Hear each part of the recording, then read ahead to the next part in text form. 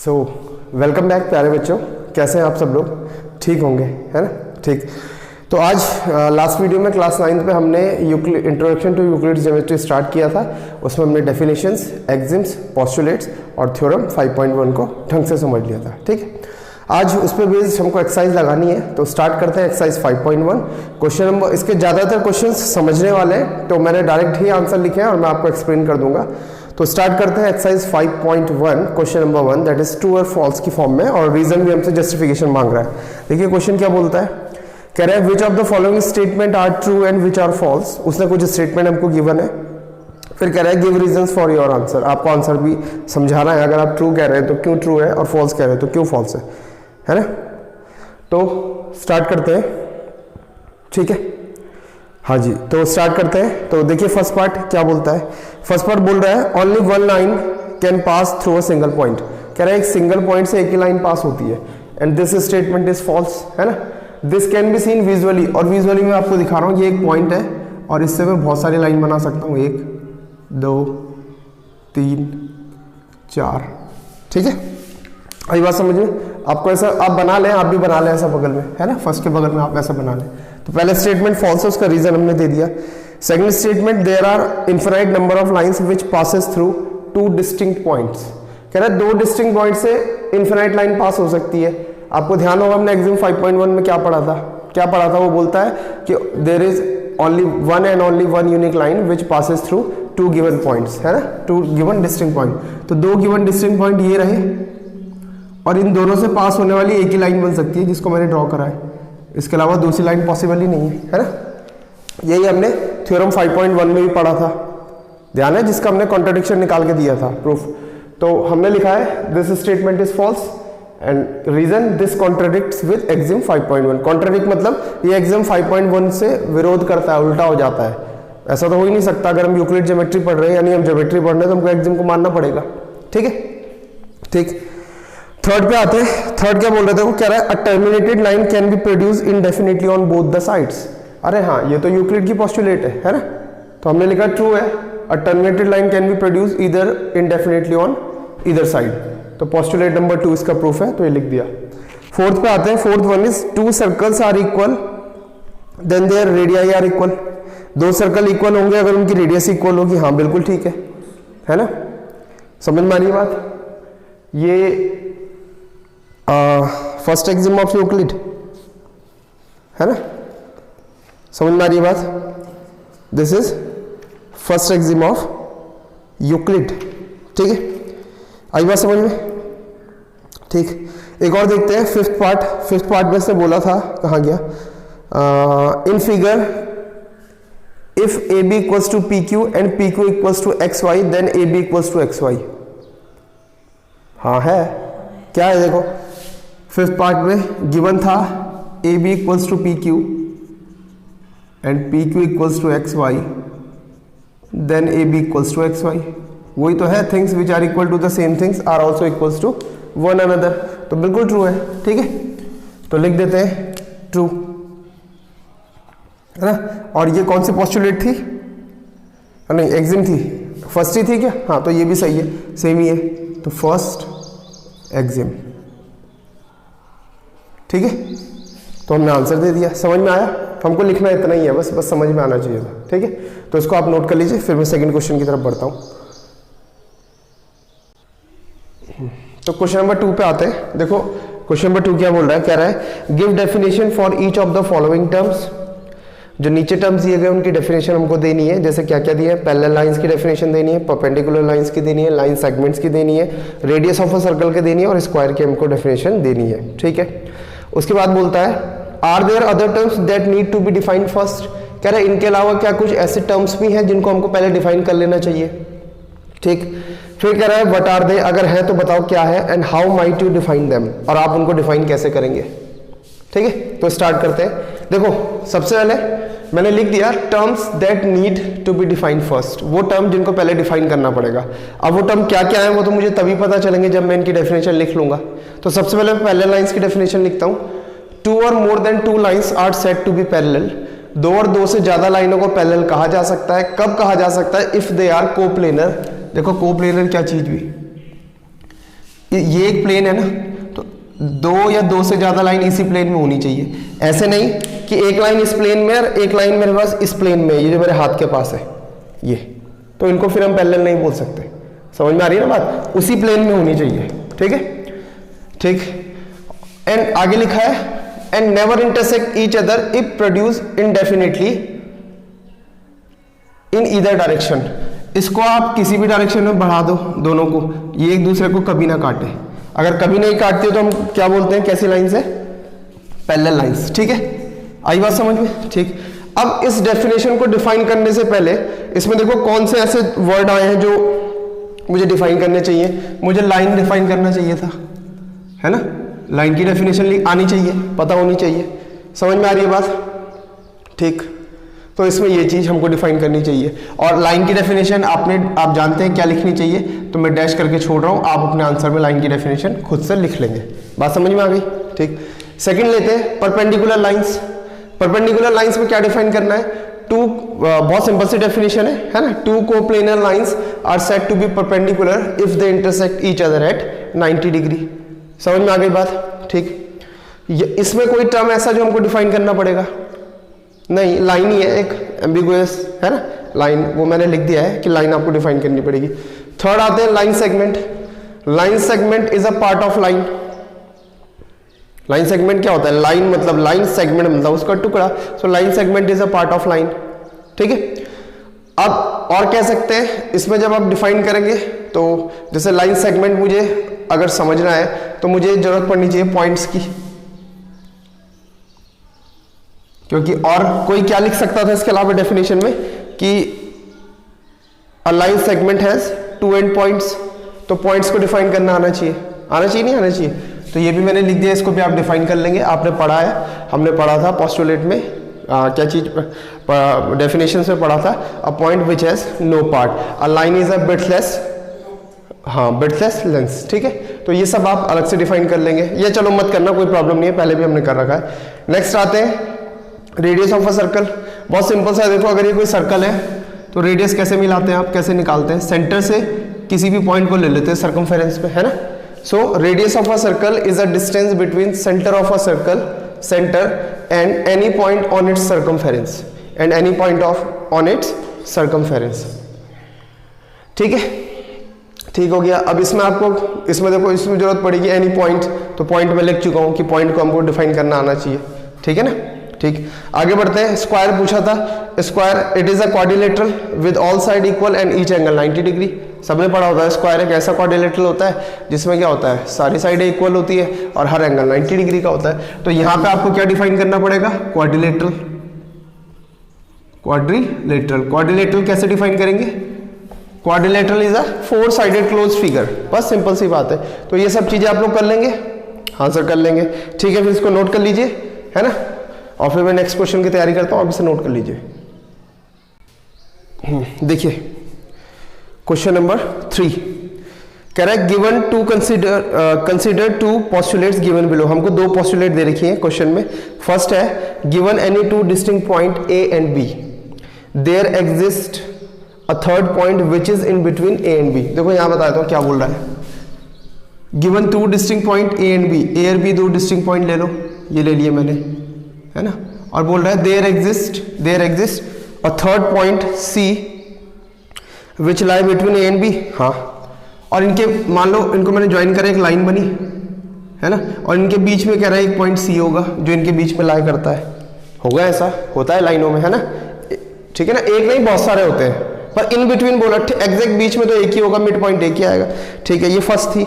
अब सेकंड क्या बोल रहा है? सेकंड पोस्टुलेट में बोल रहा है कि आप ये कंसीडर करो कि तीन पॉइंट है ए, बी और सी, और तीनों एक स्ट्रेट लाइन में नहीं है। हाँ ऐसा होता है, जब ऐसा होता है तो क्या बनता है? ट्राइंगल। अगर मैं तीनों को ज्वाइन कर दूं तो क्या बन जाएगा? ट्राइंगल। तो ये भी होता है ना? देख लो, ये तो बोला था उससे सेकंड में, से कहा था there exist at least 3 points that are not on the same line. कम से कम 3 पॉइंट तो ऐसे होते ही होते हैं जो एक सेम लाइन पे नहीं आते हैं। और मैं आपको बता चुका हूँ, आप पहले भी से कर चुके हैं 8th में।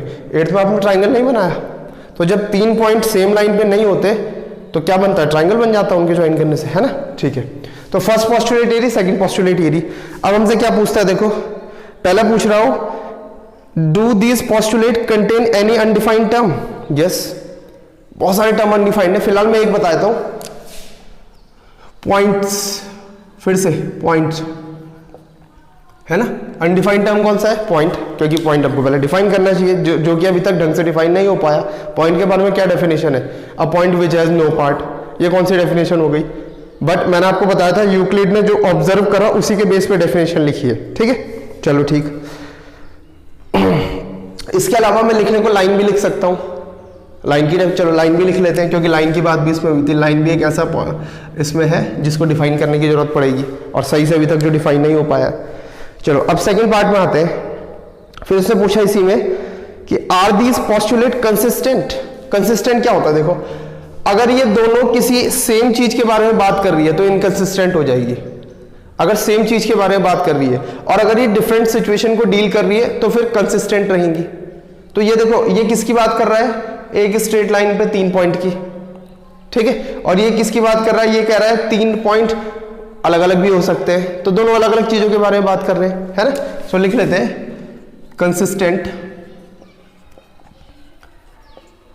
बिकॉज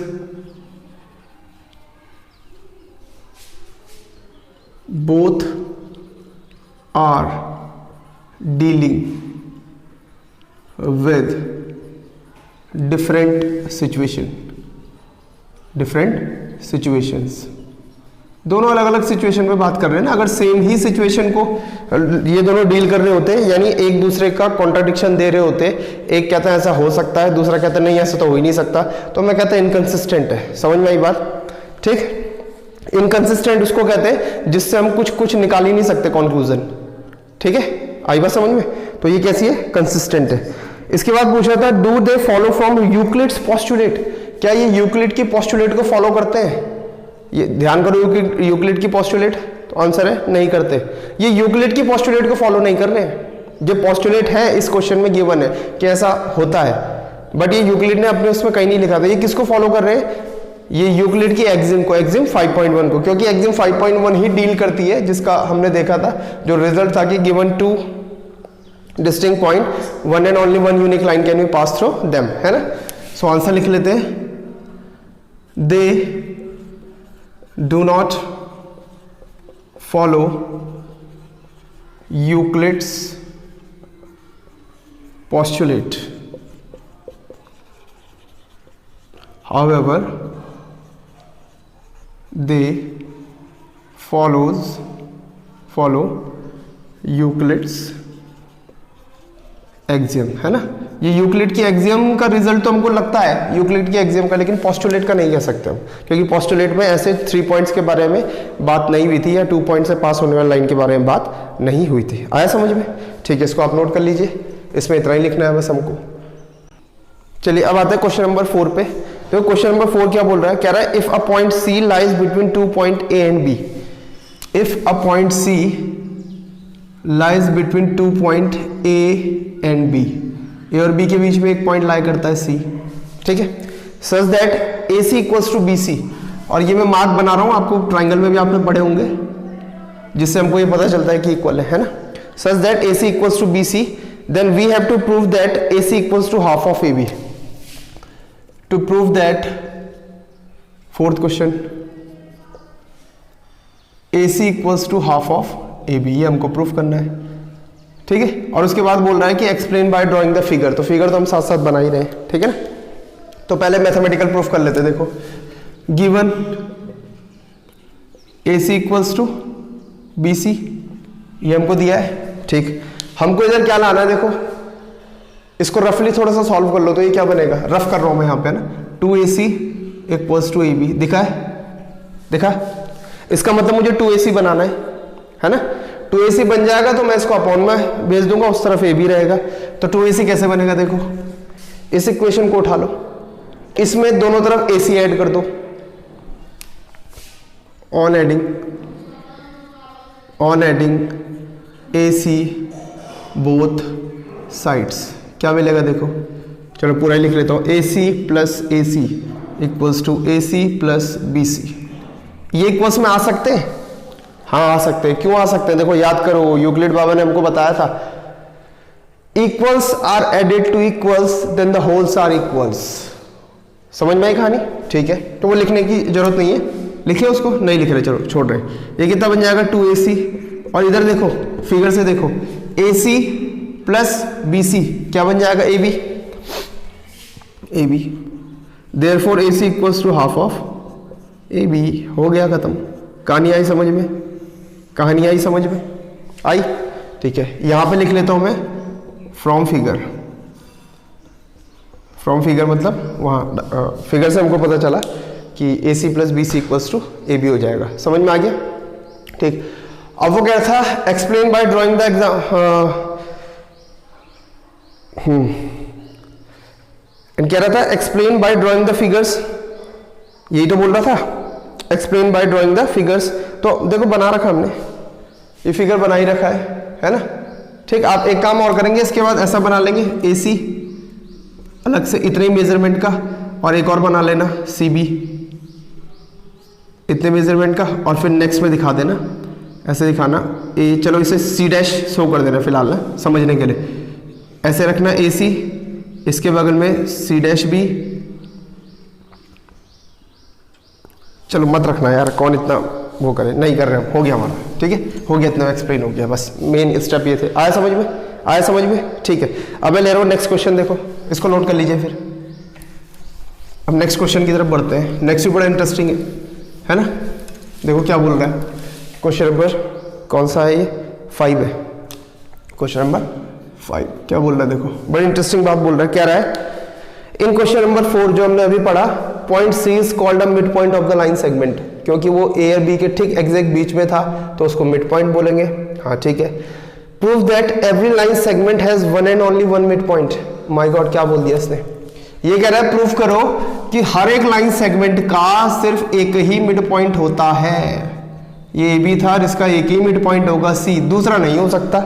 अब हम कहेंगे सर ये क्या बात हुई, ये तो होता ही है, दो मिड पॉइंट कैसे आ जाएंगे? अगर 10 सेंटीमीटर की लाइन है तो उसका मिड पॉइंट कितना आएगा? 5 सेंटीमीटर, 6 तो नहीं हो सकता ना। तो कह रहा है प्रूफ करो उसे। बड़ा इंटरेस्टिंग क्वेश्चन है ना, ऐसी चीजें कैसे प्रूफ करी जाए? तो सुनो, इसके लिए हम लेते हैं कॉन्ट्रडिक्शन मेथड। मैंने इससे पहले थ्योरम 5.1 प्रूफ करवाई है, जिसमें उसने क्या बोला था कि दो लाइनों का कॉमन पॉइंट एक से ज्यादा भी हो सकता है। प्रूफ कीजिए कि एक से ज्यादा नहीं हो सकता। तो मैंने उसका उल्टा माना कि हो सकता है, दो मान लिए थे मैंने। सेम केस में यहां पे करूंगा, इसे कहते हैं कॉन्ट्रडिक्शन, उल्टा मान लेना, ठीक है। सो गिवन नहीं, हाँ लिख लेते हैं पहले। Let A B is a line segment, A B एक लाइन सेगमेंट है, and C is mid point, और सी इसका मिड पॉइंट है, ठीक है।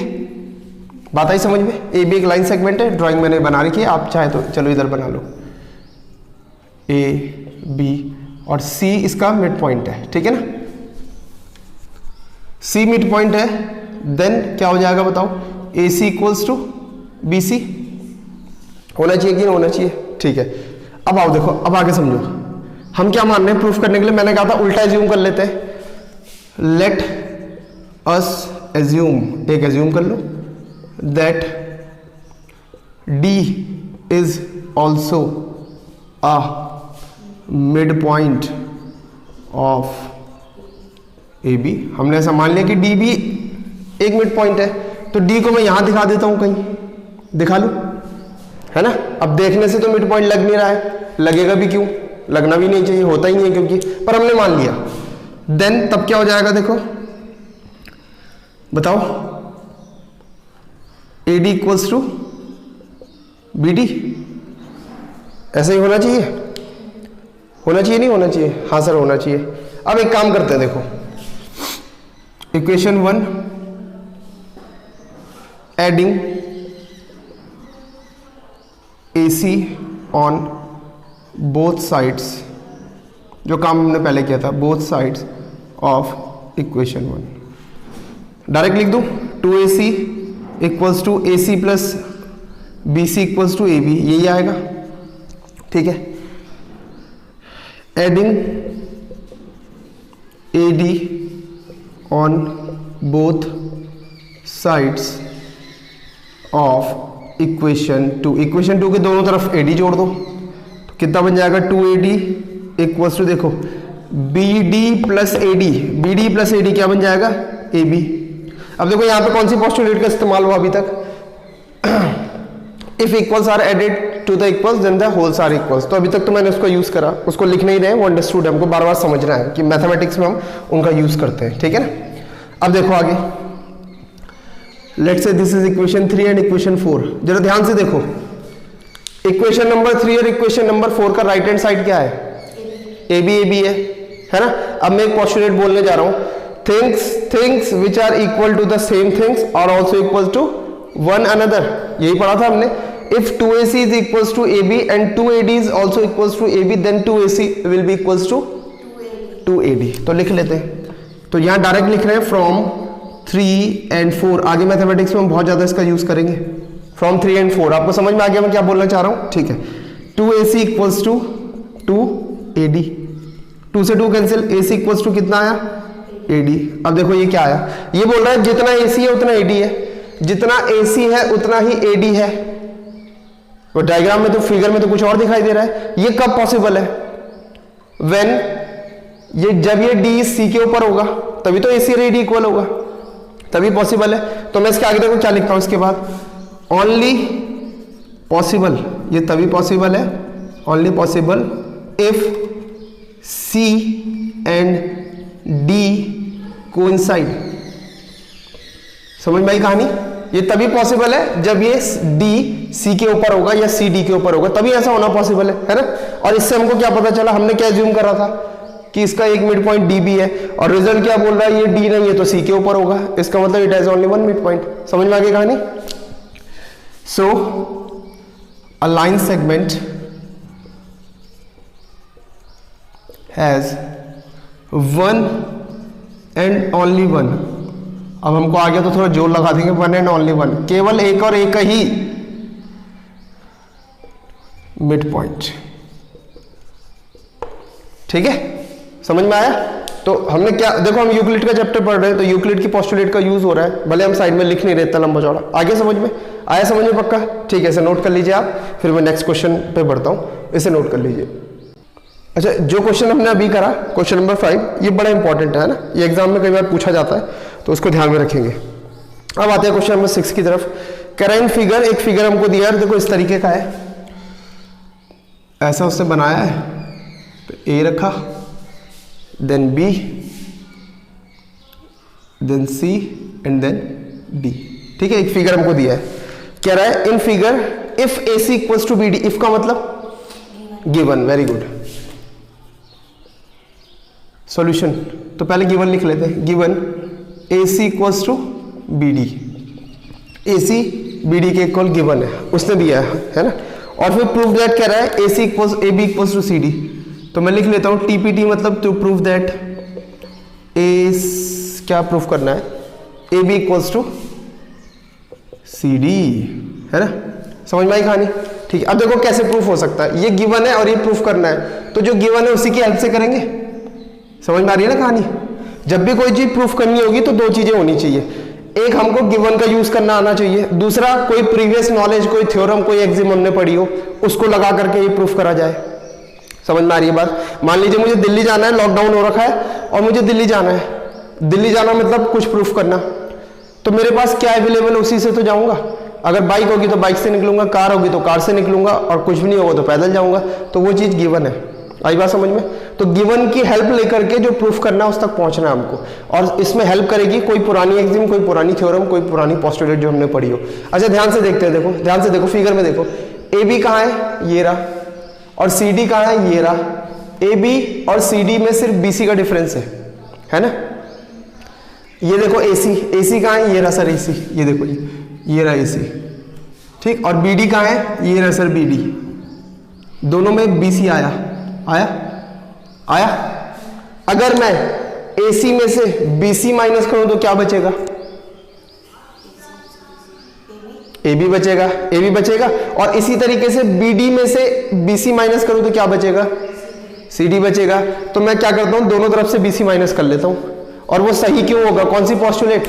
If equals are subtracted from the equals then the remainders are equal. तो काम चल जाएगा, चलेगा, ठीक है। So to prove that AC equals to BD, ये हमको गिवन था।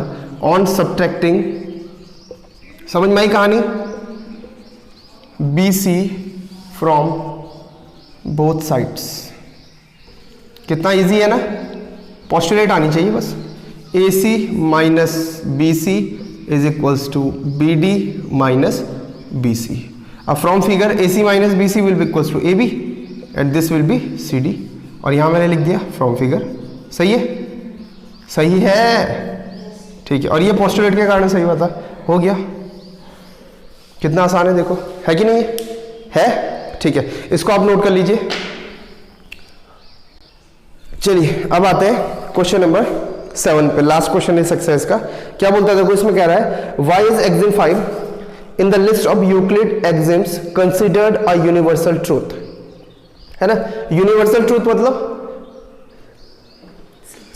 यूनिवर्सल मतलब पूरे यूनिवर्स में, ट्रूथ मतलब जो सही है, जो सच है, मतलब दुनिया के किसी भी कोने में चल जाओ तो कोई एक्सिम 5 को गलत नहीं बोल सकता। इसका ये मीनिंग है। बात समझ में आई? ठीक है। अब क्या था एक्सिम 5 का statement? The whole is always greater than the part, है ना। ये मैंने उस टाइम भी आपको समझाया था। तो ये यूनिवर्सल ट्रूथ क्यों है, ये वो हमसे पूछ रहा है। सिर्फ इतना पूछ रहा है कि ये बता दो यूनिवर्सल ट्रूथ क्यों है। तो सिंपल सा आंसर लिखेंगे, because it is true for anything in any part of the universe. ये हर एक चीज, यूनिवर्स के किसी भी पार्ट में हर एक चीज के लिए ट्रू है ना। So answer Euclid's 5th axiom can be considered लिखें, इज लिखें। उसने किस लैंग्वेज में पूछा था? हाँ चलो, considered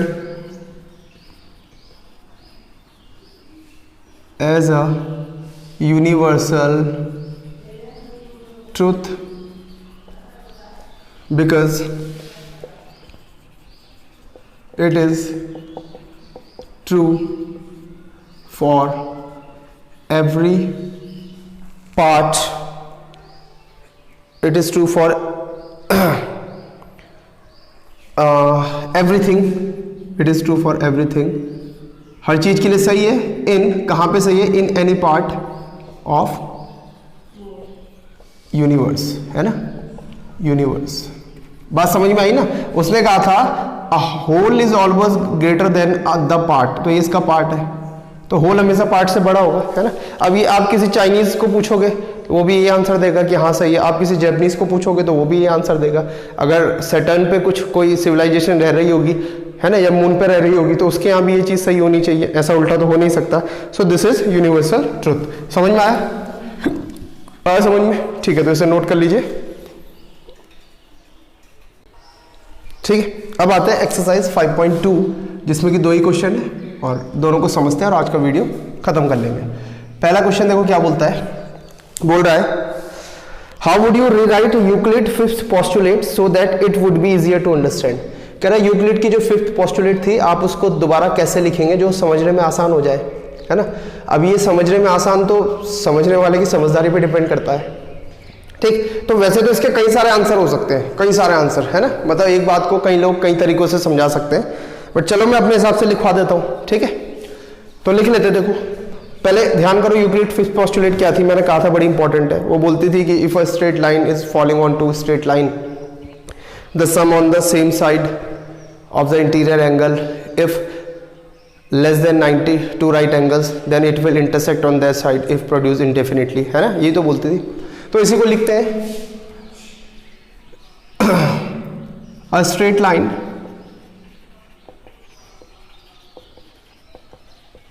falling on 2 straight lines, ये तो हमको बताना ही पड़ेगा। 2 स्ट्रेट लाइन्स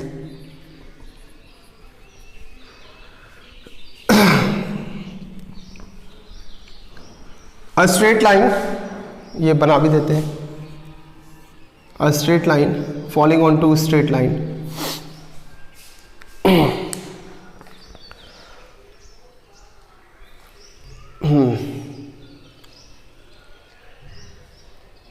ऐसा लिखते हैं in such a way, a straight line falling on two straight lines intersects at two distinct points.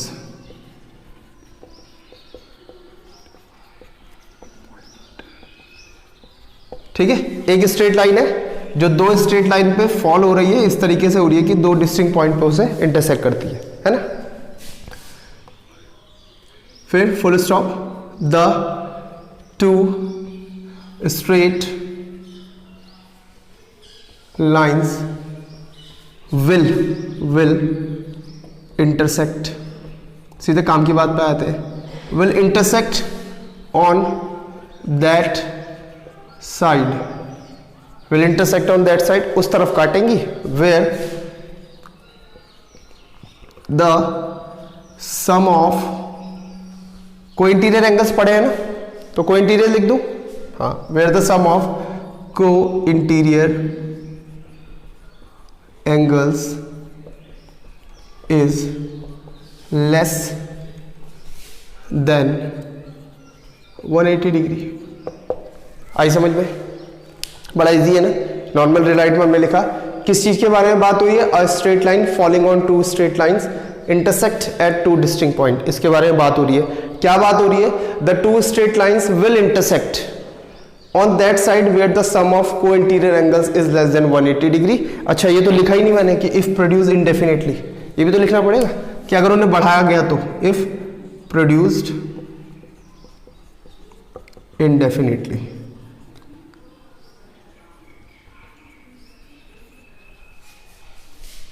ठीक है, समझ में आ गई कहानी? तो इस तरीके से हम लिख सकते हैं। आपके पास अगर कोई और अच्छा तरीका है तो आप कमेंट सेक्शन में मुझे मेंशन करना कि सर हमने ये सोचा है ना। बट कहने का मतलब है कि जो मेन उसका जो मेन पॉइंट है वो जरूर आना चाहिए इसके अंदर। ठीक है, हो गया? ठीक, अब लेते हैं क्वेश्चन नंबर 2। क्वेश्चन नंबर 2 में देखो क्या बोल रहा है, ये भी बड़ा इंटरेस्टिंग है। कह रहा है डज यूक्लिड फिफ्थ पोस्टुलेट, ये जो लिखी हुई है, imply the existence of parallel lines. क्या ये यूक्लिड की जो फिफ्थ पोस्टुलेट हमने लिखी या जो यूक्लिड की फिफ्थ पोस्टुलेट है, क्या ये पैरेलल लाइंस के एग्जिस्टेंस के बारे में कुछ बताता है? बताओ, कुछ आइडिया हम इससे ले सकते हैं क्या? कुछ ले सकते हैं? हाँ, ले सकते हैं, बिल्कुल ले सकते हैं। देखो, इसने बोला कि जिस तरफ को इंटीरियर एंगल का सम लेस देन 180 होगा उस तरफ लाइन इंटरसेक्ट कर जाएगी, और जिस तरफ मोर देन 180 होगा उस तरफ इंटरसेक्ट नहीं करेगी, और जिस तरफ एग्जैक्ट 180 होगा। भाई दो चीजें हैं, 180 से कम होगा तो फिर इंटरसेक्ट करेगी, 180 से ज्यादा होगा तो नहीं करेगी, और 180 होगा तो पैरेलल हो जाएंगे, है ना। अगर इस तरफ का भी सम 180 और इस तरफ का भी सम 180 हो जाए तो लाइंस पैरेलल है, लाइन एक दूसरे को भी काटेंगी नहीं। आई बात समझ में? तो हम लिखेंगे यस। पहले उससे पूछा था does it imply the existence of parallel lines? Yes, it implies the existence of parallel lines, है ना। अब उससे पूछा था, आगे बोल रहा है कि एक्सप्लेन, सो एक्सप्लेनेशन यहां लिख देते हैं। एक्सप्लेनेशन क्या है हमारा? एक्सप्लेनेशन डाल देते हैं, है ना। If the sum of co-interior angles is equals to 180 degree, अगर ये किसके इक्वल हो जाए 180 degree, then the lines will never intersect, कभी नहीं काटेंगी। समझ में आ रही है ना कहानी? अरे आ रही है? ठीक है, then the lines will never intersect each other if produced, आगे भी बढ़ा लो कि अगर इन्हें indefinitely बढ़ाया जाए, if produced indefinitely, hence lines will be lines will be कैसी होंगी ये? Very good, lines will be parallel.